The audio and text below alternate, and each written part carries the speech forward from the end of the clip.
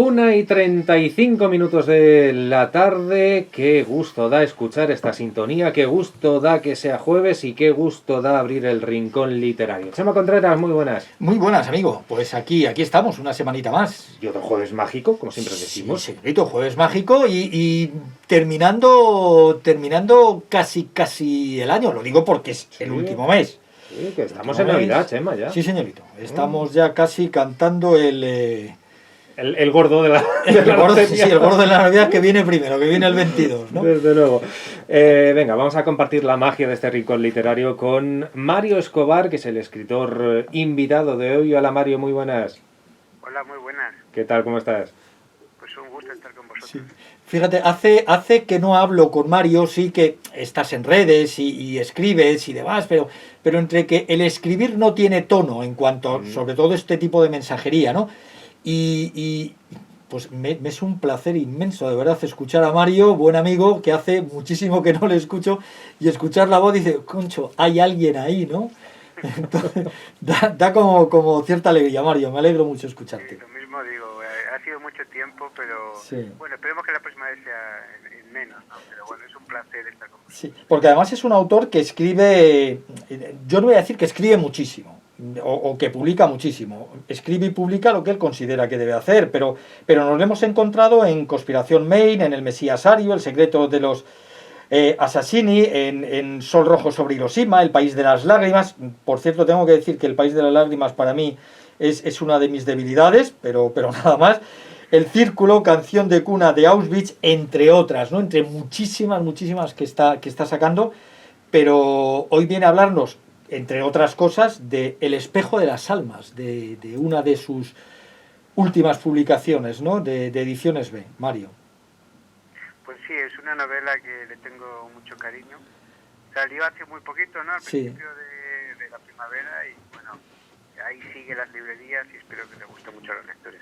Yo he disfrutado muchísimo con la lectura porque me confieso que había escuchado algo de esto, de las comunidades de beguinas, pero no sabía en realidad y no conocía la totalidad de la historia, ¿no? Sí tenía alguna referencia, pero nada más. ¿Cómo te da por recuperar esta comunidad de mujeres? Y coméntanos un poco qué son las beguinas para quien no lo sepa de nuestros oyentes. Pues la verdad que fue una de esas cosas del destino, ¿no? Porque estaba en Ámsterdam, en los Países Bajos, para investigar sobre otra novela que no tenía nada que ver, que era sobre la Segunda Guerra Mundial. Había ido con toda la familia y resulta que, estando en Brujas, me dicen, vamos a ver un beaterio, que es un sitio muy interesante. Y yo la verdad que me sonaba, pero no sabía muy bien de dónde había oído eso de beaterio, ¿no? De beguinas. Y fuimos a visitar primero el de Brujas y luego el de Lovaina y me quedé tan enamorado del edificio. Bueno, de los edificios, son como un pequeñito pueblo dentro de la ciudad, amurallado, donde vivían estas mujeres, las beguinas, que recuerdo que estábamos paseando por las calles y le dije, aquí hay una novela, esto tengo que contarlo. Claro. Y así fue, regresé a Madrid, se lo dije a mi agente, hablamos con las editoras de Ediciones B, tuvimos que cambiar el contrato, cambiarlo todo y escribir esta novela, ¿no? Bueno, y las beguinas son un grupo de mujeres que a partir de finales del siglo XII, principios del XIII, empezaron a reunirse en comunidad, no eran monjas, sino que eran mujeres que sus maridos habían ido a las cruzadas, se habían quedado viudas, otras no habían podido casarse, y empezaron a reunirse y a, un poco de una manera independiente, autoabastecerse, ¿no? Eran mujeres muy cultas, no había diferencias estamentales, ¿no? Había nobles, había campesinas, y crearon comunidades dentro de las ciudades para ayudar a los más necesitados y sobre todo para educar a otras mujeres, ¿no? Y esa labor fue algo increíble que duró pues hasta el siglo XXI. Claro. En 2013, la última beguina fue cuando desapareció. Sí, o sea, tú fíjate, hablamos del siglo XI, siglo XII y nos venimos hasta ahora, hasta el siglo XXI. Quizá esas comunidades de mujeres, bueno, pues de alguna forma abanderaron el inicio de ese feminismo, ¿no? Por estar no sometidas a los hombres, sino el crear ellas sus propias comunidades. Pues sí, fueron mujeres muy libres, de hecho fueron grandes escritoras, muchas de ellas fueron de las primeras en escribir en los idiomas vernáculos de la época, y curiosamente lo que defendían sobre todo era que las mujeres tenían la capacidad de hacer las mismas cosas que los hombres. Eso hizo que la Inquisición enseguida las pusiera bajo sospecha, además al no estar sometidas a ninguna orden religiosa, y poco a poco empezó a perseguirlas, y en un concilio, pues ya en el siglo XIV las prohibió, en el concilio de Vienne, y empezó, bueno, a acabar con algunas de ellas en la hoguera, ¿no? Y es desgraciado, pero desde estos movimientos enseguida en la persecución de aquellos que no están de acuerdo con sus ideas. Claro, claro. Además, fíjate, Mario, lo que dices, no estar sometido a los hombres y no estar sometido a la Iglesia. Claro. Sí, más en esa época, increíble, ¿no? Que la Iglesia tenía un poder omnívoro que nadie podía resistir, y ellas no estaban en contra de la Iglesia, pero sí querían vivir de manera independiente. Claro, no, porque ellas se unen, como bien dices, se autoabastecen y demás, pero para hacer el bien y toda una serie de cosas de los más desfavorecidos, ¿no? Que teóricamente era la Iglesia quien tenía que hacer ese papel, pero ni entonces ni ahora, y me permito esa licencia, se hace, ¿no? Que ahí tenemos una serie de ONGs y de grupos de voluntarios y de voluntarias que se encargan un poco de todo eso, ¿no? Pues sí, en la actualidad pasa igual, ¿no? Hay muchas organizaciones, algunas religiosas, otras seculares, que por ejemplo en esta pandemia están ayudando a la gente pues a pasar ese trance sin alimentos, ¿no? Y eso pasó en la época, ¿no? También están los franciscanos, que eran bastante cercanos a las beguinas, que luchaban por la iglesia más pobre, ¿no? En la novela se ve también, ¿no? Ese debate que hay muy profundo en si la iglesia debe imitar a Cristo o ser rica y poderosa como fuera de aquella época. Claro. Sí, han sido siempre como esos monjes que señalas ahí y demás, pues que también han sido perseguidos por la Iglesia en todo momento, ¿no? Pues sí, la verdad que este siglo es un siglo muy interesante. Además va a haber una pandemia que va a ser la peste bubónica, y además la época en que todo el mundo empieza a ir a las ciudades de nuevo, parece que el mundo va a cambiar, nuevas ideas, y de repente pues la Iglesia y la Inquisición en este caso intenta frenar esas nuevas ideas, y a veces lo consigue en un gran sentido. Claro. Es sin duda muy curioso cómo nos enfrentamos a ese espejo, no de las almas, sino al espejo temporal de lo que pasó hace siglos, y ahora, bueno, tenemos un modelo de algo muy similar. Bueno, Mario, si te parece, vamos a dejar este espejo de las almas aquí a un ladito, proseguimos con las recomendaciones y enseguida te recuperamos. Muy bien. Venga, estupendo. A ver, Chema, ¿qué tenemos por ahí también guardado? Pues mira, para los jóvenes de la casa, a partir de 11, 12 años, mangata es como se escribe, ve usted que tiene ahí mangata, sí. Porque esto es una palabra sueca y se lee o se pronuncia mongata, algo así parecido, mongata. Bien. Es como se pronuncia. Pero ahora te explicaré por qué es precioso, ¿no? Su autor es Ricard Ruiz Garzón y está editado por EDB. Mira, hay palabras en algunos idiomas, como es este caso, mongota, que no existe una traducción de una palabra al castellano. Sí, no es literal, es más un concepto, ¿no? Exacto, es ese. Cuando, mire, permíteme que le lea la luna de la canción del pirata, de Espronceda, la luna en el mar riela y en la lona gime el viento, y alza en blando movimiento olas de plata y azul.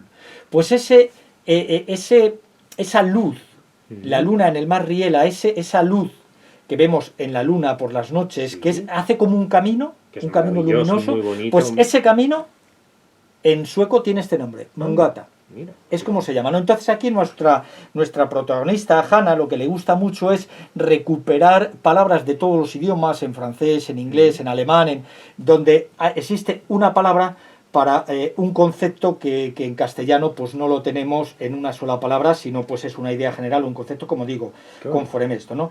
Y entonces pues Hannah es la protagonista y nos va a hablar sobre, entre otras cosas, sobre su hermana Cia, que bueno, pues fallece en un accidente y siendo muy joven, y ella quiere bueno, pues seguir un poco la memoria de su hermana y la estela de su hermana. El autor nos invita en esta lectura, coge como el abecedario A, B, C, D, así, y cada capítulo lleva una letra, y sobre esa letra, digamos, o sobre el concepto de esa letra, pues dibuja la novela. Mira, yo voy a leeros un poquito del capítulo que pone B de bailar, y dice así: mi hermana Cia era fotógrafa, pero no fotógrafa de revistas, ni de bodas y comuniones, ni las de colgar pies, poner morritos o hacer Vs con los dedos en Instagram. No, ella se dedicaba a la fotografía artística.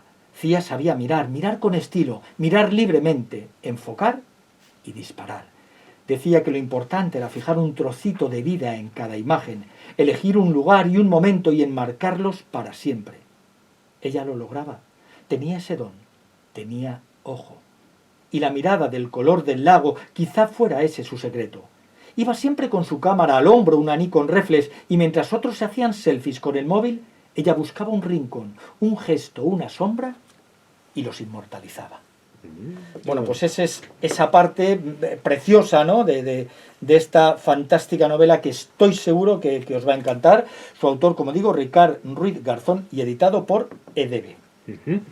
Venga, más recomendaciones. Ahora nos vamos a la pequeña pantalla. Bueno, pues en páginas web tecleamos marioescobar.es y esa es la página oficial de nuestro invitado. Ahí vamos a conocer más sobre su trabajo literario, podemos acceder a su blog, fotos, vídeos, enlaces a sus redes sociales, porque se mueve mucho en redes sociales, nuestro invitado Mario Escobar, en Facebook, en Instagram, en Twitter, ahí lo podemos encontrar. Y para los peques y no tan peques de la casa, es que tú fíjate qué título, amerendarconmamá.es. Anda, qué bonito. Todo seguido, A merendar con mamá. Es un espacio creado y administrado por la periodista y escritora Rocío Campos, autora del libro titulado El Nido, donde vais a conocer más sobre su excelente trabajo en favor de la cultura y nos cuenta todo lo que descubre junto con su familia sobre los libros que leen y lo que más les apasiona. Entonces ahí tecleamos a merendarconmamá.es y nos va a dar cantidad de ideas para estas próximas fiestas, estas vacaciones que las tenemos ya al alcance de la mano. Desde luego, para ir cogiendo ideas, sobre todo para los más pequeños. Y venga, vamos con la lista de los más vendidos, como siempre desde NAC Madrid, que en narrativa nos sitúan a Carlos Ruiz Zafón y su La ciudad de vapor, editado por Planeta. En lo más alto de bolsillo está Patria, de Fernando Aramburu, editado por Maxi Tusquets. En poesía teatro, Ya no quedan ciudades, de The Freds, editado por Espasa. Y en infantil juvenil tenemos Los compas y la maldición de Mike Crack, de varios autores, editado por Martínez Roca. Y venga, vamos a volver con Mario. Mario, sigues por ahí, ¿no? Sí, aquí estoy. Bueno, y entonces, muy bien, ¿y qué recibes o qué has estado recibiendo de los lectores y de las lectoras de este título, de este último título tuyo? Mario, ¿qué te llega? ¿Qué te está llegando del Espejo de las Almas? Bueno, la verdad es que aunque no lleva mucho, lleva apenas 2-3 meses, ha habido muy buena acogida del público en España. Va a llegar para América seguramente en marzo del próximo año. Y a la gente le gusta porque es una historia pues que toca pues esos misterios parecidos a El nombre de la rosa, ¿no? A exacto. novelas que toca, pues que al mismo tiempo que aprendes algo de historia, pues hay un thriller, hay intriga y hay crímenes, ¿no? Al final, sí. Al cabo es pues todo ese descubrimiento de los crímenes y le está gustando mucho a lectores y lectoras de toda España. Sí, yo tengo que decir a quien no se haya acercado a ninguna de las novelas o los trabajos de Mario Escobar que lo tiene todo. Quiero decir, las novelas de Mario tienen intriga, tienen misterio, tienen amor, tienen desamor, tienen odio, tienen absolutamente de todo lo que te puedes encontrar en la vida, en el día a día, lo plasma en sus novelas de una forma y una lectura muy, muy, muy agradable y muy dinámica a la hora de leer. Y luego aprendes, o sea, porque cualquiera de las novelas siempre tienen algo histórico, ¿verdad? No vamos a catalogarlas de novelas históricas todas, porque no lo sería así, algunas de ellas sí, pero todas hay un hecho constatable, ¿no?, que se puede comprobar. Entramos en San Google y vemos, como es el caso de las comunidades beguinas, que no es una invención tuya las comunidades beguinas.